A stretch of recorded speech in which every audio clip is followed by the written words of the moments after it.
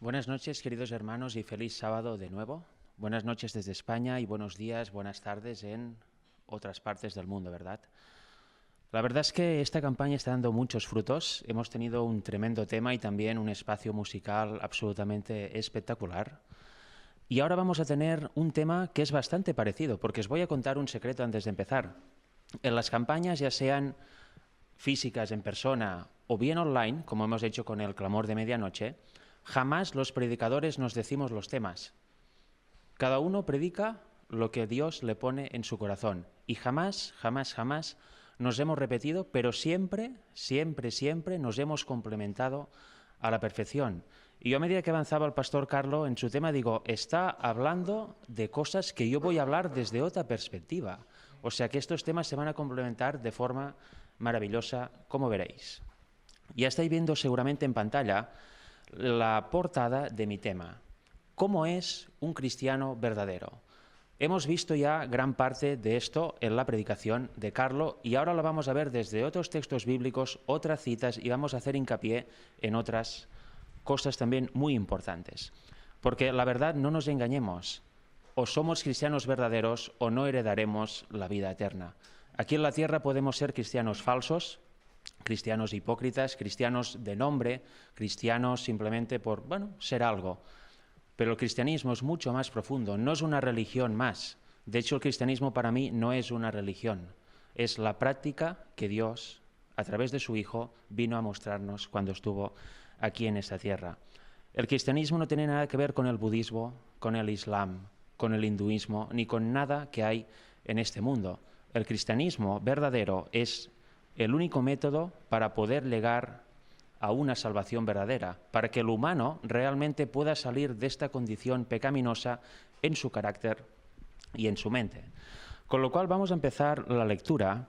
Vamos a primero leer en la primera diapositiva una serie de citas del Espíritu de Profecía, muy cortas todas ellas, porque hablan de conocer a Dios, que precisamente es el título general de esta campaña.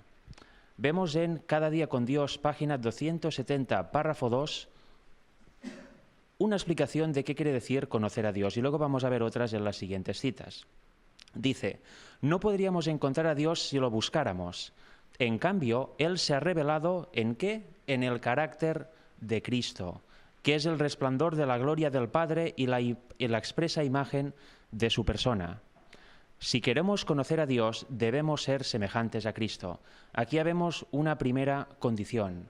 Realmente conocemos a Dios cuando somos semejantes a Cristo. Y eso lo ha explicado muy bien el pastor Carlo hace breves minutos.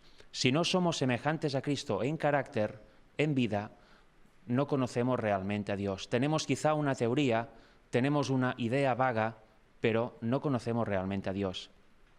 La siguiente cita está en Notas biográficas de Elena White, página 102, párrafo 3, que nos dice: Cristo es la perfecta revelación de Dios. Quienes deseen conocer a Dios han de estudiar la obra y enseñanzas de Cristo. A quienes lo reciban y crean en Él, les da poder de llegar a ser sus hijos de Dios, perdón. Aquí dice claramente, quienes desean conocer ¿a quién? A Dios, han de estudiar la obra y enseñanzas ¿de quién? Del Padre, ¿no? De Cristo. Porque Cristo nos revela a su Padre. Tenemos que mirar siempre a Cristo para conocer a Dios. De hecho, el objetivo de la venida de Cristo cuando estuvo aquí en la tierra era revelar a Dios al hombre. Se revelaba a través de la naturaleza, ciertamente, a través de la creación, pero faltaba una revelación genuina de la expresa imagen de su persona, la cual era Cristo. Y por eso vino Cristo, entre otras cosas, por supuesto. La siguiente cita está en Dios nos cuida, si no me equivoco, en página 63, párrafo 3. Dice, los seres celestiales aguardan con fervor casi impaciente la oportunidad de hacernos conocer a Dios. ¿Quiénes son estos seres? Los ángeles del Señor. Tienen fervor para hacernos conocer a Dios. Están impacientes para que se abra la oportunidad de hacernos conocer a Dios. ¿Y cómo nos ven tan a menudo? Totalmente impasibles. Incluso estoy hablando de cristianos, totalmente impasibles. Conocer a Dios, ¿por qué? Si yo ya creo en Dios. Eso mucha gente lo dice, yo creo en Dios. Muy bien, eso está bien para empezar. Pero ¿crees a Dios realmente? ¿Crees lo que dice en su palabra de forma literal y genuina? En el tema anterior lo hemos visto. palabra de Dios de forma literal. La hemos entendido porque eso realmente es querer obedecer al Señor y empezar a conocer a Dios. Y estos seres, los ángeles, están esperando esa oportunidad. Si fuéramos más conscientes a veces, ¿verdad?, de que los ángeles están a nuestro alrededor y que están aquí para ayudarnos, para darnos a conocer, para ayudarnos a estudiar las Escrituras, para darnos luz y que podamos comprender los pasajes, qué diferente a veces sería la vida en la Iglesia y la vida cristiana, ¿verdad? Y para finalizar esta diapositiva vamos a leer la última. Nos dice, la gran necesidad del hombre es conocer a Dios y a Jesucristo a quien Él ha enviado. ¿Cuál es la mayor necesidad del hombre o la gran necesidad del hombre? Lo que dice Juan 17.3. No me diréis que eso no es parecido o calcado a Juan 17.3. La vida eterna es conocerte a ti, Padre, que eres el único Dios verdadero, y a Jesucristo a quien has enviado. Es exactamente eso, es conocer a Dios, que es el Padre, y a Jesucristo, su Hijo, a quien Él ha enviado. Esta es la gran necesidad del hombre y, de hecho, diría la principal necesidad, porque sin eso todo lo demás es vil metal que resuena. Si no conocemos al autor real de las Escrituras, no conocemos realmente a Dios ni podemos entender correctamente la profundidad de los versículos. Por eso es tan importante también la arista de esta campaña, que es conocer quién es Dios y quién es su Hijo. Porque hay muchas ideas de Dios en el mundo. La mayoría del cristianismo cree que Dios es una Trinidad. Es muy respetable. Yo respeto todas las opiniones, pero debemos creer lo que dice la Biblia. Y en la Biblia no aparece nada de esto. En la Biblia aparece un Dios único, que es el Padre eterno, el Padre de las luces, como dice Santiago, que tiene un Hijo divino como Él, la expresa imagen de su Padre, de Él, la imagen de su sustancia, el que lo revela perfectamente. Y obviamente hay el Espíritu Santo, que es enviado por ellos, el cual es Cristo mismo en su naturaleza divina. Pero vamos a avanzar y vamos a empezar a entender lo que Dios dice que es un verdadero cristiano, porque todo eso que vamos a ver no lo digo yo, mi opinión es totalmente ridícula, no tiene ningún tipo de valor, mi opinión, si no está basada en las Escrituras. Y vamos a leer bastante de Primera de Pedro 3. Vamos a empezar primero con el versículo 8, que dice, finalmente, sed todos de un mismo sentir, compasivos, amándoos fraternalmente, misericordiosos, amigables. ¿Qué quiere decir ser de un mismo sentir? Pues lo vamos a ver en la siguiente diapositiva. Vamos al Strong, es la palabra griega G3675, homofron o homófron, de la base de estas palabras, y dice, de la misma opinión, específicamente armonioso, sentir. ¿Realmente somos de un mismo sentir? ¿Se ve el cristianismo de un mismo sentir? ¿Se ve en nuestra iglesia que somos de un mismo sentir? ¿Realmente queremos ser armoniosos, como dice aquí, por usar la misma palabra, con nuestros hermanos? ¿O queremos imponer nuestras opiniones y que los otros nos crean y nos sigan porque nosotros somos los que lo decimos, ¿no? Debemos ser armoniosos. Y armonía requiere también una unidad sincera con los hermanos. De hecho, en Hechos 2 vemos que el Espíritu, ¿cuándo fue enviado? Cuando estaban todos unánimes juntos en el aposento alto. No estaba uno discordante por allá, uno enfadado con el otro, bueno, hago buena cara, pero por dentro odio a mi hermano. ¿Verdad que no? Estaban unánimes de corazón. ¿Y de dónde venían? De preguntar quién era el mayor. Le preguntaron a Cristo, ¿quién es el mayor, Señor? Aquí habían aprendido que no hay mayor ni menor, que se ha de estar unánime y todos son iguales a los ojos de Dios. Cada uno tiene sus dones. La Iglesia está formada por muchas personas y es un cuerpo. Una mano hace una función diferente a la del pie.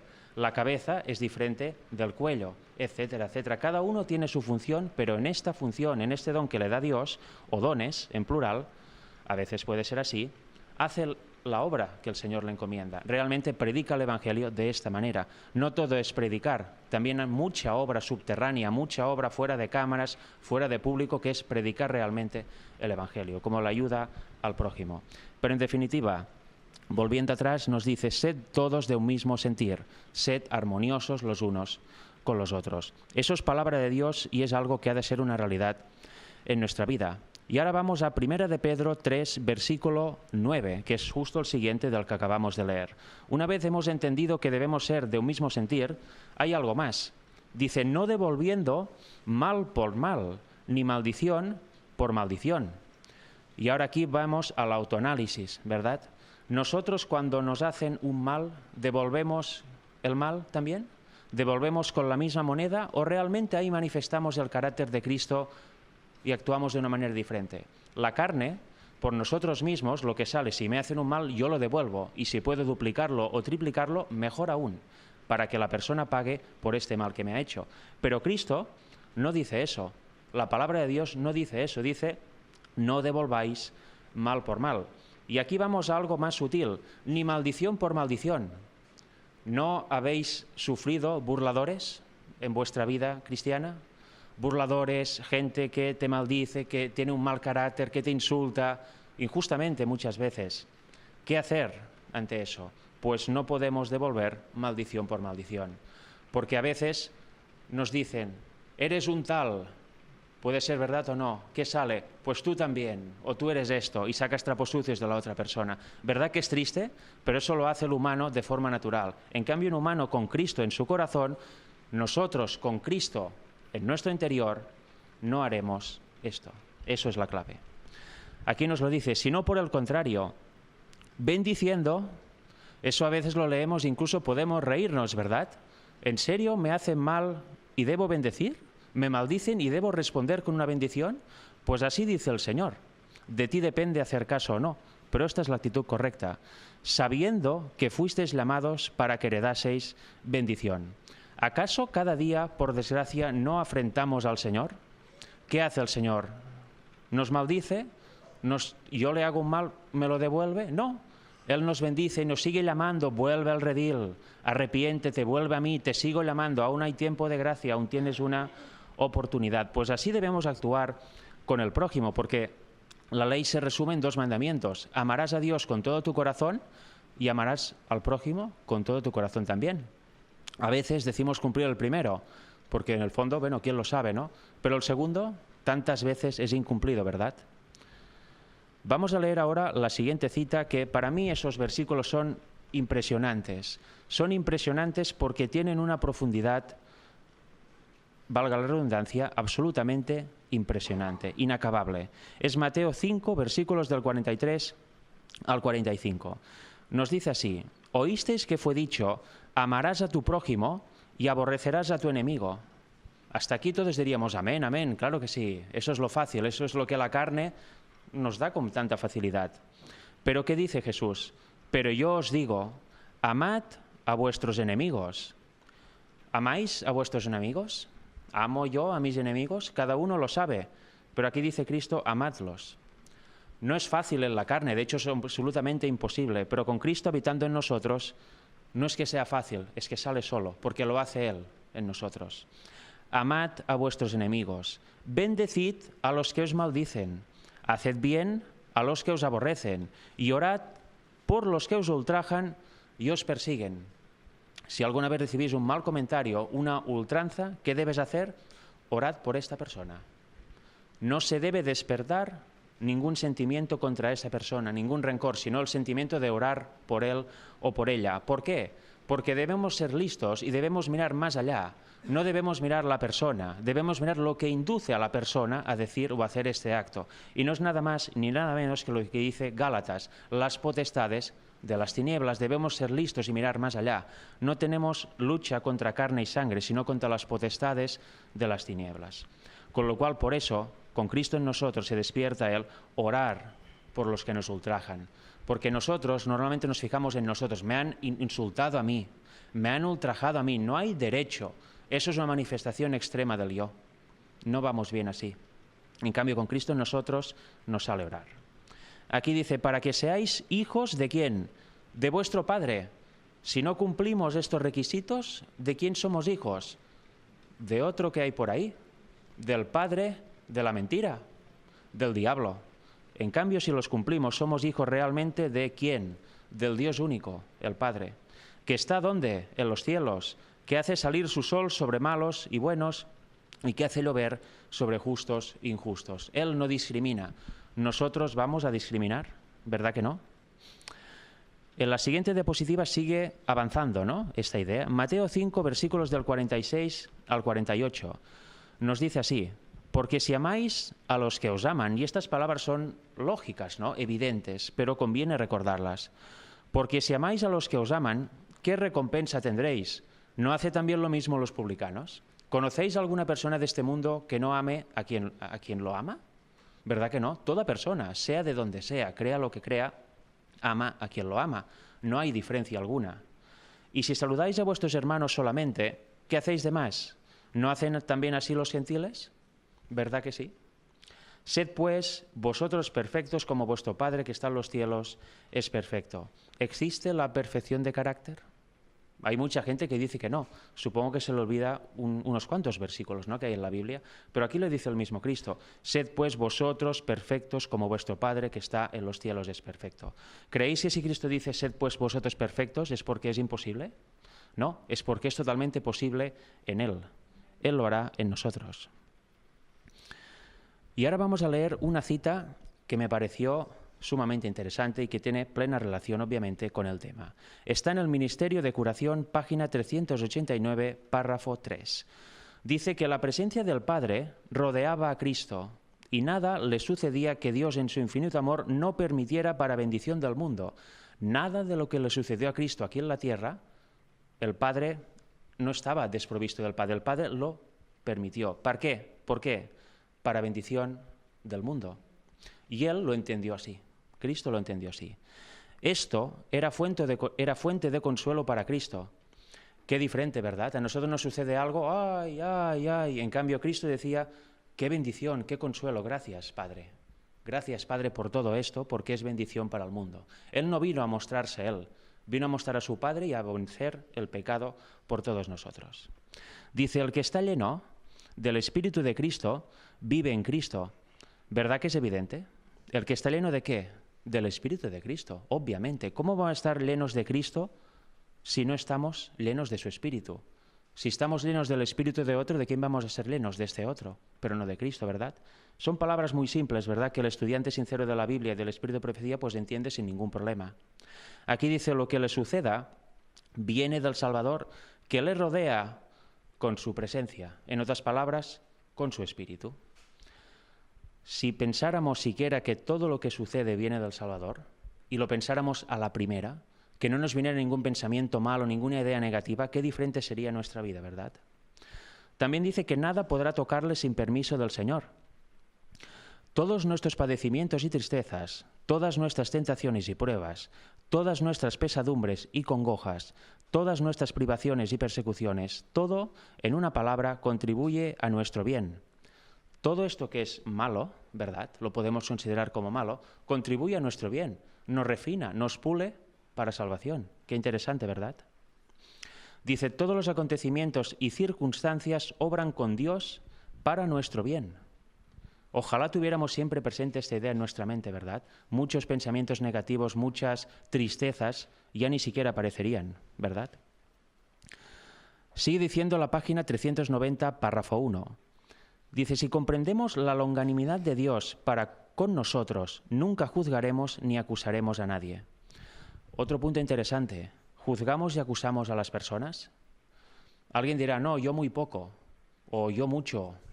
Eso no son respuestas correctas. Nunca debemos juzgar ni acusar a nadie, aunque ellos nos acusen y nos juzguen y nos maltraten, nos persigan, nos hacen lo que ellos quieran. No podemos acusar ni juzgar a nadie. ¿Por qué? Porque comprendemos la longanimidad de Dios para con nosotros. Entendemos que Él nos ha tenido paciencia a nosotros, ¿verdad? ¿Por qué nosotros no debemos tener paciencia a los demás? ¿Tan orgullosos somos? Dice que cuando Cristo vivía en la tierra, cuán sorprendidos hubieran quedado quienes con Él vivían si después de haberlo conocido le hubieran oído decir una palabra de acusación, de censura o de impaciencia. No olvidemos nunca que los que le aman deben imitar su carácter. Aquí dice, imaginaros a Cristo, ¿no? Y eso lo podemos hacer fácilmente. Imaginaros a Cristo, leemos el Evangelio, su vida, y que de repente aparece un episodio donde Cristo empieza a acusar y a juzgar a todo el mundo y a mostrar un espíritu realmente lamentable. ¿Qué pensaríamos? Aquí hay algo que no cuadra, ¿verdad? ¿Y qué debe pensar la gente cuando nos mira a nosotros? Lo mismo, imaginaros que ahora alguien ve este vídeo donde estoy yo y luego mañana me encuentra juzgando, criticando y haciendo de todo en la calle, maltratando a las personas. ¿Qué ejemplo sería? Sería un ejemplo nefasto, sería hipocresía pura, ¿verdad? Debemos cuidar muchísimo esto. Y solo es posible, una vez más, con Cristo viviendo en nosotros, estando en nosotros, por la fe. El siguiente párrafo, que está es el 4 de la misma página de Ministerio de Curación, página 390, nos dice: el cristianismo hará de todo hombre un cumplido caballero. Obviamente también de toda mujer, ¿no? Una cumplida dama. Cristo fue cortés aún con sus perseguidores, y sus discípulos verdaderos manifestarán el mismo espíritu. ¿Verdad que lo que estamos leyendo es tremendo? A mí, yo cuando preparaba esto me parecía tremendo, porque es justo lo opuesto a lo que sale de forma natural. ¿Yo voy a ser cortés con mi perseguidor? ¿Por qué? No, el yo dice, ¿por qué? No, rebélate y mátalo si puedes, supéralo, que así no te perseguirá más, ¿verdad? Sé más fuerte que él, sé más poderoso que él. Pero ¿qué dice Cristo? Seamos corteses con nuestros perseguidores, seamos corteses. Los discípulos verdaderos, no los de solo nombre, manifestarán este mismo espíritu. Y eso es muy importante también decirlo, ¿no? Porque a veces mucha gente, por ejemplo en el movimiento de la verdad del Padre y el Hijo, mucha gente cree, vale, he conocido eso, pues ya está. Ya lo conozco todo y encima soy orgulloso. Mira, yo conozco, tú no, apóstata. ¿Así? ¿Qué espíritu estás manifestando? Yo conozco un montón de gente de este movimiento que manifiesta un espíritu, iba a decir peor que Satanás, pero eso es imposible, pero lo imita a la perfección. ¿A quién va a llegar? A los que son como él o ella, a los mismos. Va a crear un grupo de auténticos demonios que de nada van a servir para el avance del Evangelio. Y eso lo debemos tener muy claro, porque la verdad no es solo teórica, no es quien grita más, no es el yo me impongo ante todos, los tumbo a todos. No. Eso no es la verdad, así no se predica la verdad. Se predica de forma cortés, de forma firme y sobre todo por amor a los demás. Porque demuestras así que amas a una persona. Cuando le cuentas la verdad que Dios dice en su palabra, tú demuestras este amor por la persona, porque le estás ayudando a que le llegue el mensaje de salvación si ella lo acepta. Eso debemos tenerlo claro. No todo es creer algo y ya ser salvos, para nada en absoluto. Aquí dice que el Evangelio no fomenta la cortesía formalista, tan corriente en el mundo, sino la cortesía que brota de la verdadera bondad del corazón. Y dice Jeremías que nuestro corazón de forma natural es lo más pervertido que hay, no hay nada bueno ahí, es un auténtico desastre, está negro. Pero con Cristo en nosotros hay bondad. ¿Por qué? Porque está Él por medio de su Espíritu. Y esa es la cortesía que debemos manifestar. ¿Verdad que la vida cristiana es fácil, pero a la vez también sorprende? Porque es opuesta a lo que nos sale de forma natural. Es algo complicado, pero debemos desear tener ese Espíritu de Cristo en nosotros para que nos ayude en todo. Vamos a seguir avanzando en 1 de Pedro 3. Ahora vamos a leer el versículo 10. Dice, porque el que quiera amar la vida y ver días buenos, refrene su lengua del mal y sus labios no hablen engaño. Otra cosa aquí, como dice Santiago, refrenar su lengua del mal. Es otro punto importantísimo que tanto cuesta, ¿no? A veces dominar esta lengua. Es inflamada por el infierno, dice Santiago. Y verdad que cuesta porque una vez dices la palabra y ya está. No puedes, la agarro, la vuelvo a poner dentro de mí y ya está. No. Una vez dices una palabra y ya se ha oído. Y ya ha hecho su efecto en la persona que la ha oído. Y sobre todo, hermanos, no hablemos de engaño. No mintamos jamás, porque como hemos visto en el primer tema, solo mentir, aunque cumplas los otros 9 mandamientos, si mientes eres culpable de todo, no te sirve de nada. O se cumple la ley en su total integridad o no sirve absolutamente de nada. Mirad en Santiago 3:6 lo que decía, y la lengua es un fuego, un mundo de maldad. O sea, no es algo bueno, peligroso, no, es un mundo de maldad, es fuego, es de lo peor que tenemos si no está refinada por Cristo. La lengua está puesta entre nuestros miembros y contamina todo el cuerpo e inflama la rueda de la creación y ella misma es inflamada por el infierno. ¿Verdad que sí? ¿No lo habéis experimentado? Cuando os dicen algo terrible, ¿no os afecta? Por supuesto que sí. Y cuando vosotros decís algo terrible o algo malo, ¿no os afecta también? ¿No os sentís de maravilla? ¿Verdad que no? ¿Os sentís fatal? Yo recuerdo en mis inicios en el Evangelio que me arrepiento tanto de aquellos inicios, ¿verdad? Sobre todo de mi carácter, Yo en un inicio pensaba, bueno, tenía un carácter horrible, era dictatorial, obligaba casi a creer a las personas y pensaba, bueno, yo si les digo 4 verdades y no las creen, yo he hecho mi trabajo, luego ya se espabilarán, ¿verdad? Y mi forma de predicar era pum, pum, pum, pum y casi a puñetazos, ¿no? En vez de con amor, con tranquilidad, mostrando la belleza de la palabra de Dios. Yo obviamente cuando leo eso me identifico y digo, qué estúpido no era. Y qué engañado estaba, porque yo pensaba que hacía el bien, no lo hacía por maldad.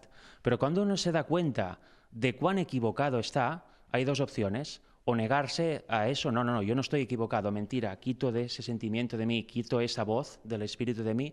O bien uno hace un alto en el camino, reacciona y cambia con la ayuda del Señor, ¿verdad? Eso hay mucha gente que predica así. Y por desgracia, creen que lo hacen bien, pero no lo hacen. Vamos a ir ahora a Salmos 15, porque vamos a seguir hablando brevemente de la lengua. Dice que Jehová, ¿quién habitará en tu tabernáculo? ¿Quién morará en tu monte santo? El que anda en integridad y hace justicia y habla verdad en su corazón. ¿Quién habitará ahí?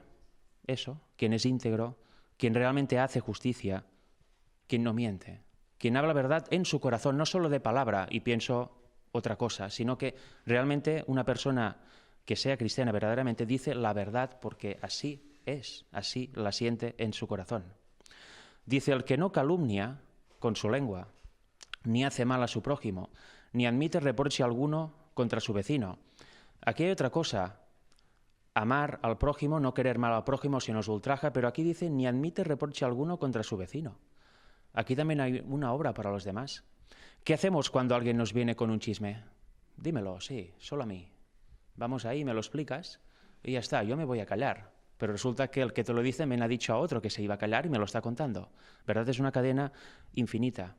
No debemos admitir reproche alguno contra su vecino. Debemos, en todo caso, indagar por nosotros mismos si hay algo que está mal, pero no aceptar las palabras de otros porque sí, porque así se generan muchas falsas versiones, ¿verdad?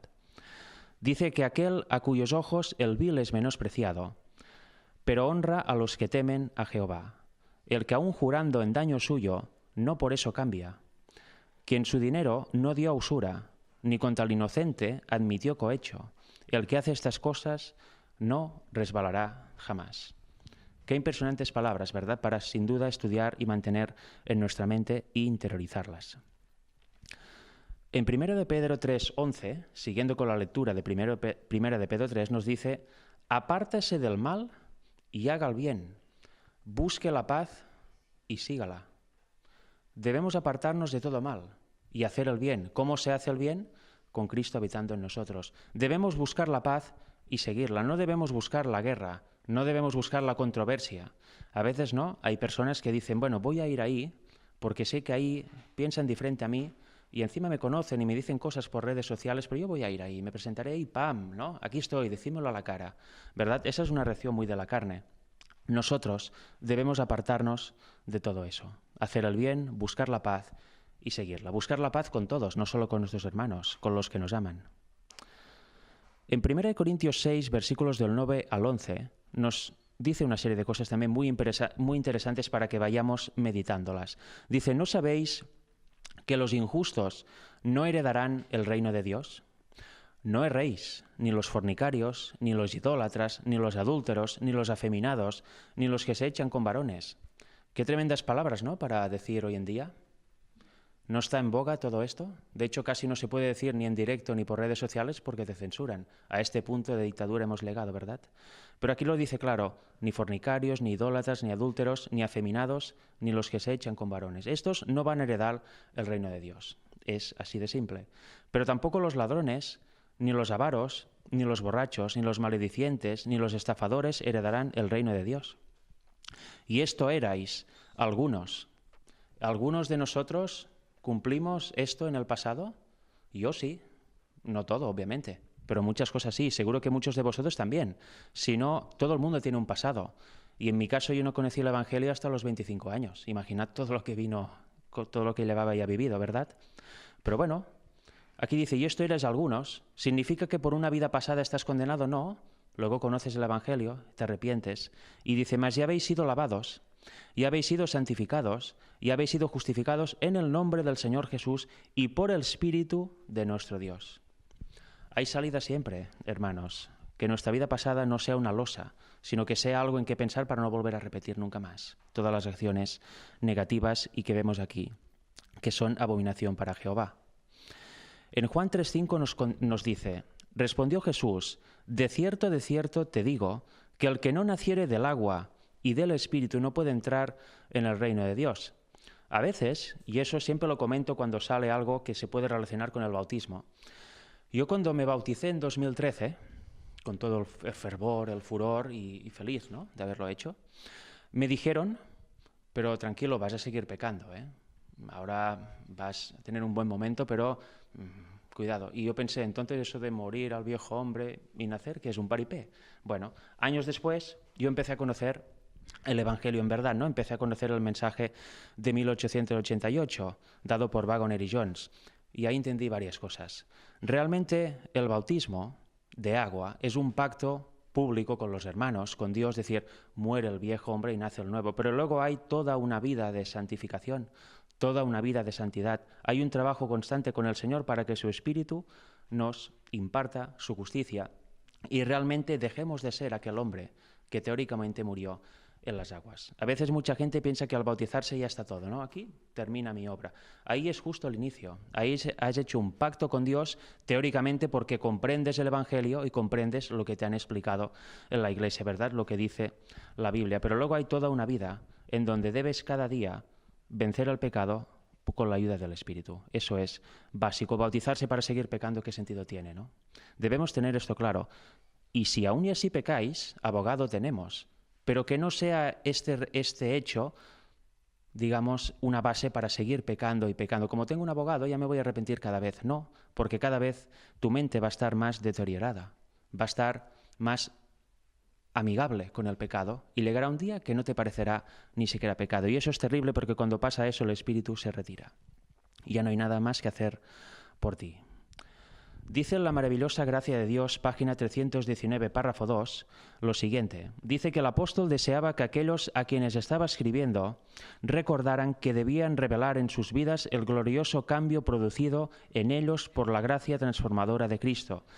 Nuestra mayor predicación del Evangelio no es estar aquí dando un tema, que también nuestra mejor predicación del Evangelio es revelar realmente en nuestra vida el glorioso cambio producido. Yo me acuerdo, obviamente, antes de conocer el Evangelio era como cualquier joven de aquí, salía, bebía, hacía cualquier cosa.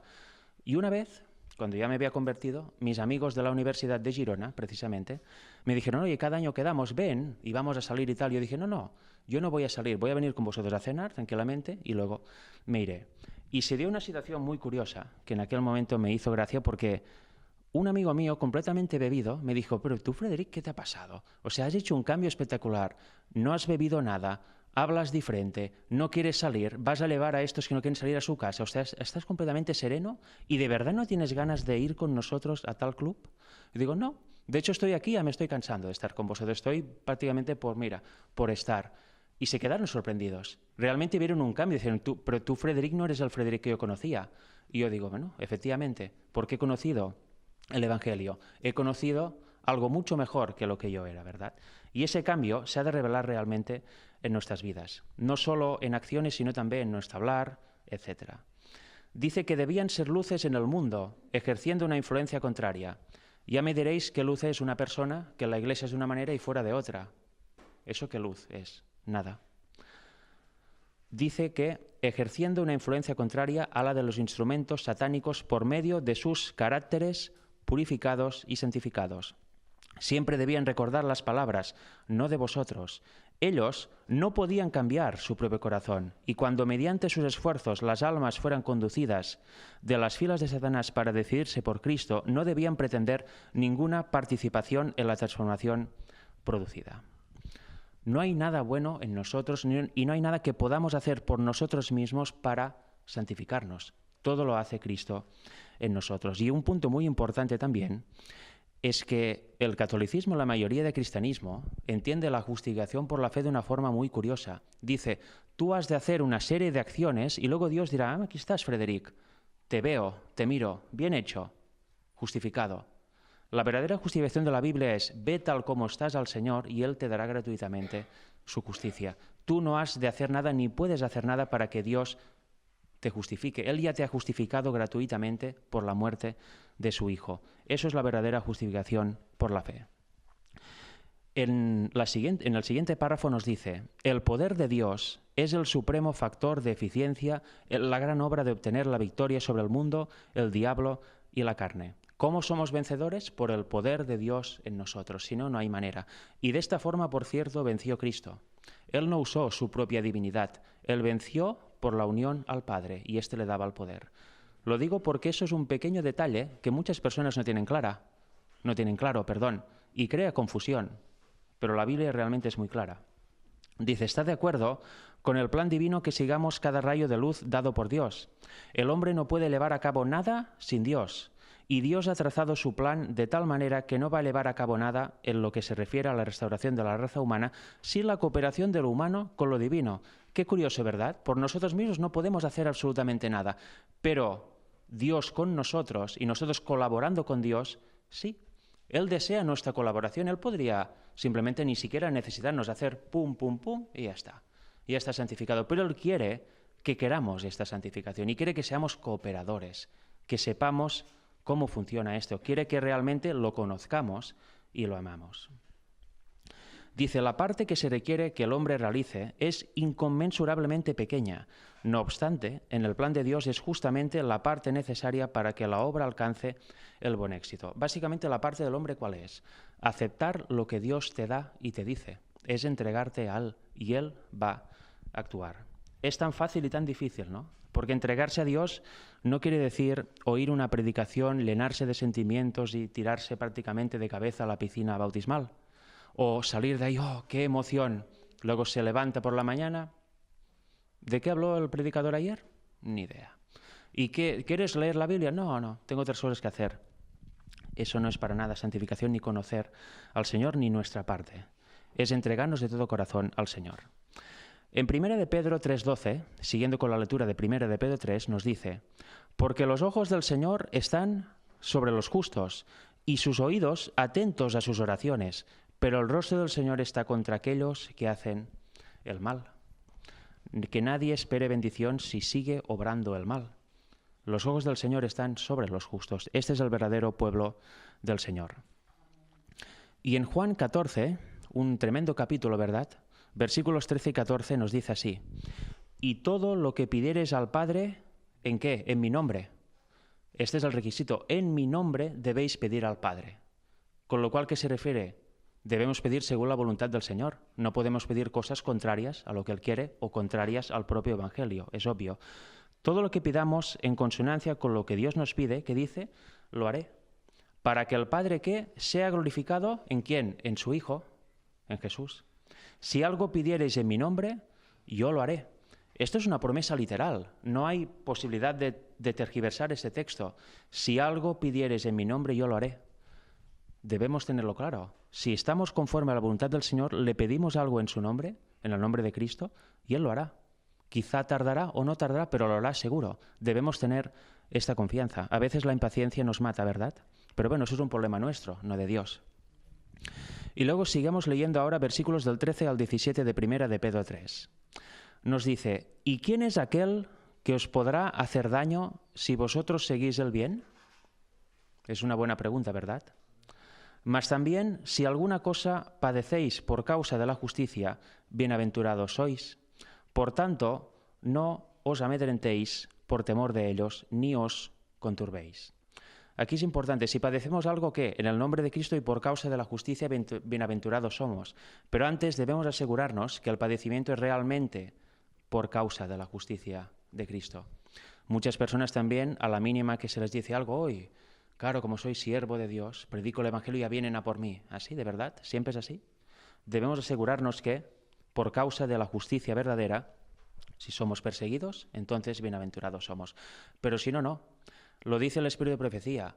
Qué triste sería, ¿no?, incluso morir como mártir. Para nada, porque no eres santo, no estás entregado al Señor, te entregas al martirio, ¿y para qué? Para morir. Para morir no te servirá de nada, incluso llegando a este extremo, Como veis, es muy importante estar entregados al Señor y realmente vivir su verdadero evangelio. Si no, nos autoengañaremos y no llegaremos a buen fin. Dice, si no santificad a Dios, el Señor, en vuestros corazones, y estad siempre preparados para presentar defensa con mansedumbre y reverencia ante todo el que os demande razón de la esperanza que hay en vosotros.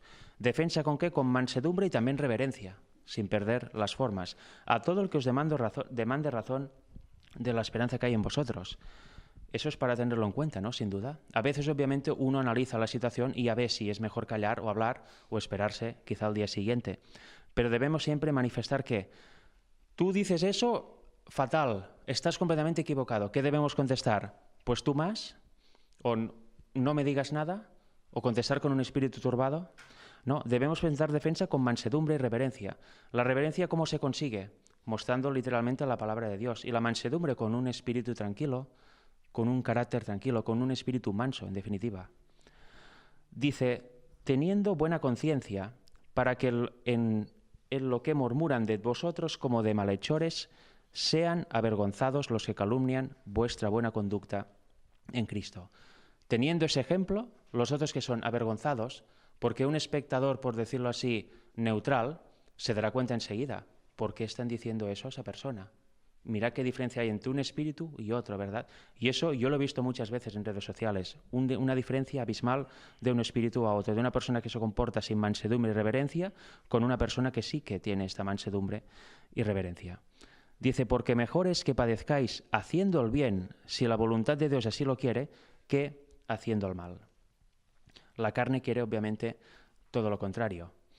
Y es importante todo eso, porque todo eso, aparte de vivirlo, debemos conocerlo primero. Y Oseas 4:6 habla de una falta de conocimiento del pueblo de Dios, de aquel tiempo, pero también del actual. Sin conocimiento, ¿qué vamos a tener? ¿Qué vamos a predicar? Absolutamente nada. Luego viene a hacerlo con el Espíritu de Cristo, ¿no? Pero primero hemos de conocer, porque si voy a hablar de algo y no tengo ni idea de lo que hablo, ¿qué sentido tiene, no? Hay confusión. Dice Oseas 4:6, mi pueblo fue destruido porque le faltó conocimiento. ¿Cómo es destruido el pueblo? Por falta de conocimiento. Obviamente, si no conoces, te engañan y vas por el mal camino. Por cuanto desechaste el conocimiento, yo te echaré del sacerdocio. Aquí vemos una acción activa por parte del pueblo. Ellos vieron el conocimiento, pero no, es que no lo queremos para nada. Bueno, Dios respeta el libre albedrío, pero te echa ¿de qué? Del sacerdocio. Si eso pasó antes, ¿no pasará ahora? ¿Resulta que antes todo era así y ahora es light? Todo es pasable, ¿no? No hay problema. ¿Verdad que no? Y dice, ¿y por qué olvidaste la ley de tu Dios? También yo me olvidaré de tus hijos. Qué tremendas palabras, ¿no? Sin duda para tener en cuenta. El cristianismo es muy profundo, no es nada light, no es nada superficial. Y ya vamos terminando, vamos a leer una serie de citas ahora. Mensajes selectos, tomo 1, página 421, párrafo 1. Es muy importante esta cita, hay muchas como esta, pero obviamente no las podía poner todas. Aquí dice, el mensaje presente, que ¿cuál es? La justificación por la fe, es un mensaje de Dios. Entonces, ¿es un mensaje de Dios la verdadera justicia por la fe, el evangelio dado en 1888? Sí, claro que sí. Esos mensajeros traían verdad de Dios. Debemos estudiarla. Y estudiarla, creerla y ni añadir ni quitar. Dice, lleva las credenciales divinas porque su fruto es para santidad. Tememos que algunos que necesitan grandemente la preciosa verdad que fue presentada ante ellos no hayan recibido su beneficio. No abrieron la puerta de su corazón a Jesús. ¿Qué es esto? El mensaje al testigo fiel. Cristo está tocando la puerta de tu corazón y está esperando a que abras. ¿Para qué? Para entrar y cenar contigo. Mirad qué romántico y qué íntimo. Aquí dice que, lamentablemente, no abrieron la puerta de su corazón a Jesús. ¿Para darle qué? La bienvenida como a un huésped celestial y han sufrido una gran pérdida.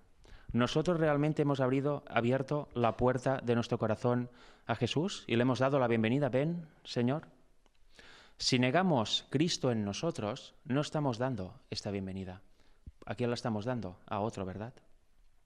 Dice, ciertamente hay un sendero estrecho por el que debemos caminar.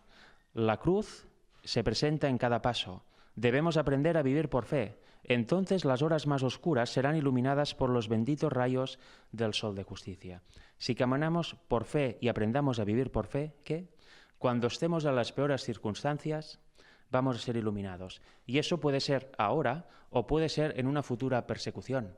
Si ahora ya estamos débiles a la mínima que nos pasa algo, ¿qué va a pasar en una futura persecución? Donde se pierda todo, donde incluso vengan a por ti, te multen, te metan en la cárcel y al final quieran incluso matarte. ¿Qué vamos a hacer? Flaquear, por supuesto. Sin Cristo es imposible.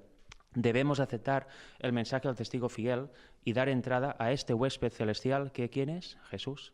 Porque si no, no hay forma de resistir la tentación y no hay forma de resistir todo lo que nos pueda pasar en este mundo. Sigue diciendo en la siguiente página, 422, párrafo 1. Dice, hay gran necesidad de que Cristo sea predicado como la única esperanza y salvación. No hay otra, es la única. Cuando la doctrina de la justificación por la fe fue presentada en la reunión de Roma, llegó a muchos como el agua que recibe el viajero sediento. Qué bien por aquella gente que estaba en Roma, ¿no?, en aquel año. El pensamiento de que nos es imputada la justicia de Cristo, no debido a ningún mérito de nuestra parte, sino como una dádiva gratuita de Dios, pareció un pensamiento precioso. Y esto fue un año después, prácticamente un año después del Congreso de Minneapolis. Qué tremendo, ¿verdad? ¿Os parece a vosotros un pensamiento precioso? Yo cuando empecé a estudiar este tema hace ya años, en 2016, empecé a conocer poco a poco y fui internándome, ¿no?, fui profundizando en ese tema, pues cada vez me parecía más precioso, hasta el punto que al final solo estudiaba eso, porque entendí que era el mensaje central del Evangelio y es la verdad presente para que venga Jesús. Y eso lo vamos a ver mañana en el tema que voy a presentar. Vamos a hablar también un poco de todo esto. Dice en la siguiente cita, ese es el párrafo 2 de la página 422 de Mensajes Selectos, tomo 1. Sigue explicando todo eso que hemos visto. Dice, cuando estemos revestidos por la justicia de Cristo, no tendremos ningún gusto por el pecado. Yo me pregunto, cuando leí eso, ¿yo tengo gusto por el pecado? Pues me di cuenta que resulta que sí. Hay cosas que, bueno, entonces no estoy revestido realmente por la justicia de Cristo. Tengo un grave problema, ¿verdad? Y vosotros tenéis gusto por el pecado, no por todo, no por lo más aberrante, sino por pequeñas cosas. ¿Verdad que uno, y eso, cuesta de eliminar, ¿verdad? Bueno, cada uno sabrá. Pues quiere decir que aún no estamos revestidos por la justicia de Cristo. Aún debemos aceptar realmente el Evangelio y vivirlo. Qué importante es eso, ¿verdad? Es importantísimo. A veces nos tomamos el Evangelio como una teoría, incluso la profecía también. Yo a veces lo pienso en profecía, cuando hablamos de la persecución, de la ley dominical, del fuerte pregón, decimos unas cosas espectaculares. Te van a perseguir, te van a matar, estaréis predicando ante el mundo con todo en contra. Y como nos lo han explicado tantas veces, lo explicamos como si fuera una historia, una película, y no nos damos cuenta de la profundidad y de lo terrible que va a ser eso. Si no tenemos el Espíritu de Cristo en nosotros, no vamos a resistir de ninguna de las maneras. Con lo cual debemos estar realmente revestidos por la justicia de Cristo, y así no tendremos ningún gusto por el pecado. ¿Por qué? Pues Cristo obrará dentro de nosotros. ¿Más claro se puede ser? ¿Quién va a obrar? El Espíritu del Señor, Cristo. Quizá cometemos errores o cometamos errores, pero aborreceremos el pecado que causó los sufrimientos del Hijo de Dios. Este es otro punto importante. ¿Por qué yo quiero no pecar más? ¿Porque quiero la recompensa, quiero ser salvo? ¿O porque realmente veo el pecado como es, que es odioso para el Señor? Yo decido entregarme al Señor y que Él me ayude con su poder a no pecar más. ¿Por qué? ¿Porque lo amo a Él o porque quiero la consecuencia de ello? Pues debe ser, y eso lo explica muy bien el camino a Cristo, debe ser porque realmente vemos el pecado como Dios lo ve aborrecible, una cosa que nunca debería haber existido, y aparte que causó los sufrimientos del Hijo de Dios. Si tenemos claro que Cristo es realmente el Hijo de Dios y la posición que Él tenía, con todo lo que eso implica, obviamente no vamos a llegar a la profundidad de todo, porque para mí es inalcanzable al menos. El Padre tiene un Hijo. Cuando pensamos realmente en eso y vemos que este Hijo decidió, que es el Creador, por cierto, decidió decir, vale, yo bajo a la tierra, envíame Padre, voy a tomar sobre mi naturaleza, su naturaleza caída, y voy a vivir lo que ellos deberían vivir. Voy a enseñarles la vida práctica que quiero que ellos tengan. Y encima voy a cargar todos sus pecados encima de mí para yo pagar la culpa. Si eso lo pensáramos realmente profundamente, lo tuviéramos en mente, cada vez que viene la tentación, ¿no sería más fácil no caer en ella? Pero como no lo tenemos en mente, viene una tentación y caigo. Y a veces ni siquiera nos arrepentimos. Qué terrible, ¿no? Pero un verdadero cristiano realmente es eso. Está revestido por la justicia de Cristo y ve el pecado como Dios lo ve. Tiene un pensamiento limpio. Y ahora vamos a terminar con dos citas que son seguidas, pero las he separado en 2 diapositivas porque era muy largo, del Boletín de la Conferencia General de 1895, el número 19, página 5, de A.T. Jones. Porque lo que os decía del Evangelio de 1888 tiene que ver con eso. Os recomiendo leer esos boletines. Mirad qué dice aquí. Dice, la naturaleza humana nunca será más débil. El mundo no será peor en sí mismo. La naturaleza humana no alcanzará una condición más baja que la que tenía cuando Jesucristo vino a este mundo. La única forma en la que la naturaleza humana pueda empeorar aún más, ¿y por qué la naturaleza humana no puede tener una condición más baja que cuando Cristo vino a este mundo y se revistió de ella? Porque si llegáramos más abajo que la que Él tomó, no tendríamos Salvador. No podría salvarnos, ¿os dais cuenta? Pero sí que hay una forma de que sea peor. Dice, la única forma en la que la naturaleza humana pueda empeorar aún más en sí es si ese mismo grado de iniquidad hace profesión de cristianismo. Es la hipocresía. Imagínate una persona que hace profesión de cristianismo, no, yo estoy revestido de la justicia de Cristo, yo creo realmente el Evangelio, y resulta que se comporta vilmente. ¿Qué ejemplo está dando? Está peor que nunca, porque manifestando cristianismo manifiesta realmente las obras del diablo. Hacer profesión de cristianismo y manifestar iniquidad, las obras del diablo, es la peor condición en la que se puede encontrar un humano. Y creo que son palabras muy acertadas del pastor A.T. Jones.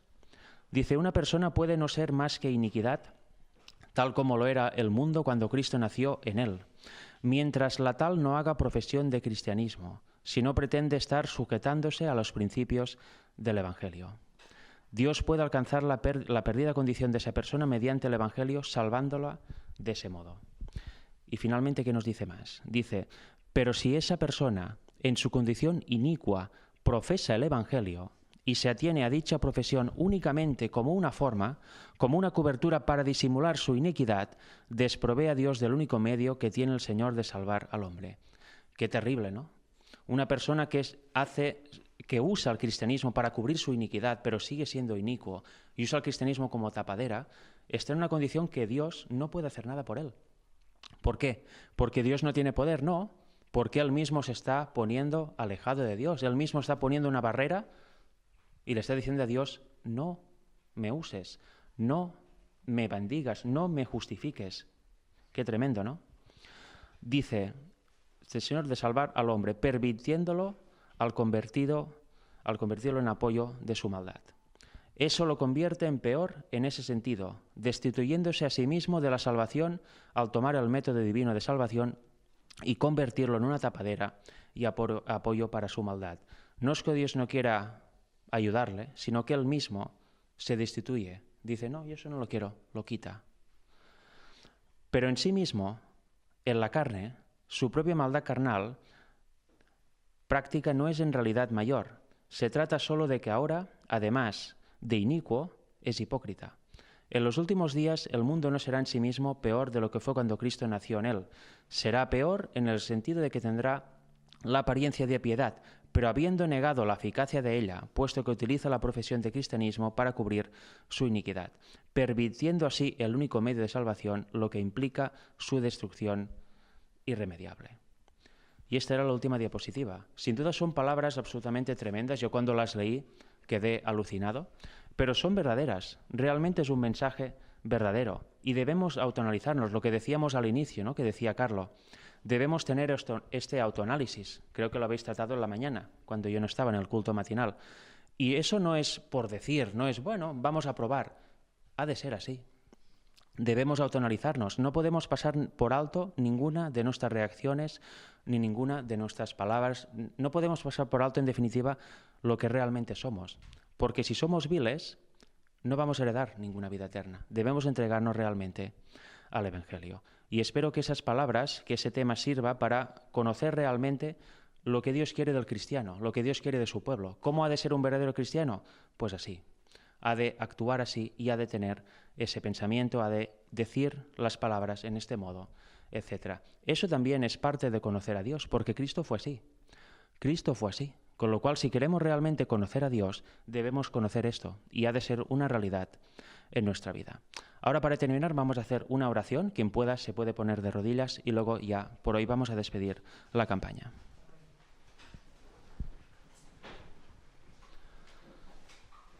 Padre nuestro que estás en los cielos, te damos muchas gracias por tu Evangelio, por tu palabra. Te damos gracias también por haber enviado a tu Hijo unigénito al mundo. Señor, te suplicamos que grabes estas palabras en nuestra mente y que confiemos más en tus promesas, que confiemos realmente en tu palabra, que la creamos realmente. Padre, gracias por darnos el Evangelio, gracias por darnos a Jesús, gracias por darnos a tu Hijo. Todo eso te lo pedimos precisamente en su nombre y por el perdón de todos nuestros pecados. Amén.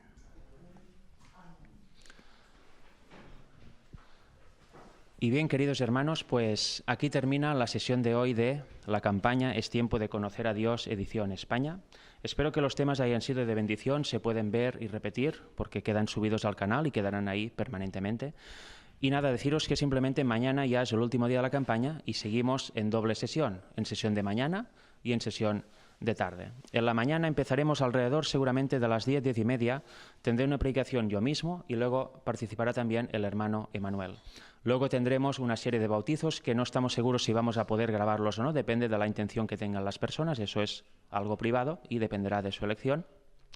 Y luego en la tarde, alrededor de las 4 y media, 5, empezaremos con la sesión de la tarde. Predicará el hermano Emanuel y luego entraremos en una parte que siempre es agradable para los oyentes. Entraremos en una dinámica de preguntas y respuestas, para que los oradores contestaremos si conocemos obviamente la respuesta. Os pasaremos a todos los que estáis en persona aquí, un papel para que apuntéis vuestras preguntas en caso de que tengáis, así nos las pasáis con antelación y ya no hemos de estar preguntando en directo al momento. Y obviamente todas las personas que estén en el chat siguiendo a través del internet pueden formular sus preguntas y una persona estará al control y nos las hará llegar.